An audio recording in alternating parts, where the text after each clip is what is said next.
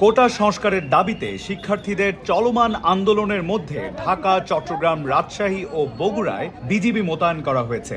আন্দোলনকারী শিক্ষার্থীদের সঙ্গে দেশের বিভিন্ন এলাকায় ছাত্রলীগ ও পুলিশের সংঘর্ষ হয়েছে। সংঘর্ষে ঢাকায় 2 জন, রংপুরে 1 জন, চট্টগ্রামে অন্তত 3 জন নিহত হয়েছেন।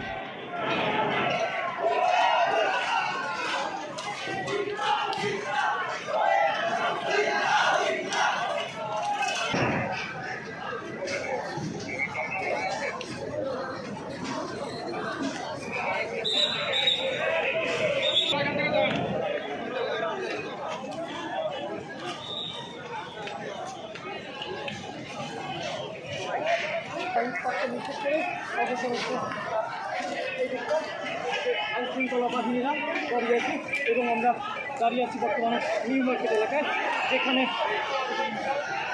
যেখান থেকে আমরা প্রচারিত করছি